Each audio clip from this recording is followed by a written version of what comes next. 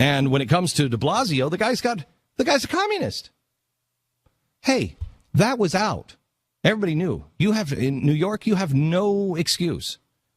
This guy is going to make your life a living hell.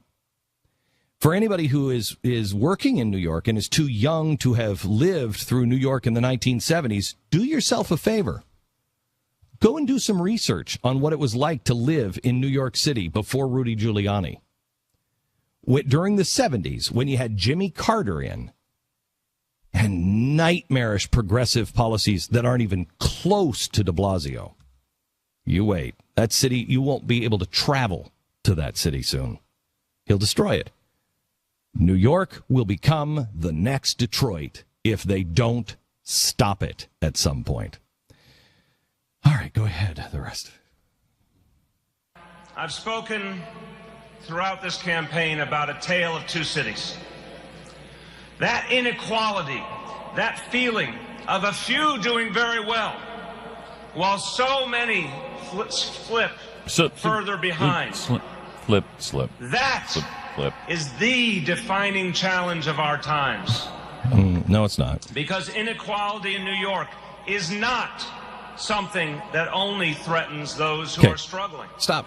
You know what the this is such drivel. I know, and it's not doesn't piss me off because it's so easy. I can't believe they bought into it though. I can. Pat. They had Rudy Giuliani just a few years ago. Just a couple of years ago. How have they gone so far afield? I contend that Rudy Giuliani was a strong man, and that's what New Yorkers like. They like a strong man. A strong man in what way? A strong man, somebody who's just going to take care. Somebody's going to take care of it. Like a Muammar Gaddafi kind. No, they like the fact that before him they couldn't walk down the street without getting shot, and after him they could. Yeah, and he was just like, I'm going to take the bull by the horns. And this guy, that's all he's saying is, I'm going to take the bull by the horns. And that's what New Yorkers like, somebody who's going to take bull by the horns. But that leads me to my point. He says the defining argument, the defining question in our time is the inequality and who is going to make it fair for everybody. I don't think that's the defining argument of our time. I really don't.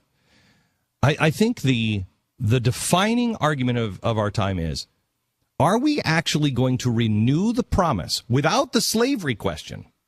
I keep going back to, in the 1820s, Thomas Jefferson, John Adams, it's going to fail. Yes, it is. But when it does, trust the people because they'll see what we were trying to do and they will do it better. That means that you don't just restore the Constitution. You don't restore the principles. It means you got to go back in and see what they were doing and what they left out and what they had to compromise on. Well, they had to compromise on was slavery. Well, we don't have that compromise now. So we can actually go in and do it right this time. So the real defining argument of our day is this the era of the individual or not? Is the next 100 years or possibly 500 years even more free, where people are really allowed to explore and really allowed to take diverse paths and rule their own life and be able to say, you know what? I don't have your Harvard education. I educated myself, and look what I can do. Look what I can do. Look what I can create. Look at the network that I've just put together that everybody else said couldn't be done. Look at the device I made, whatever it is.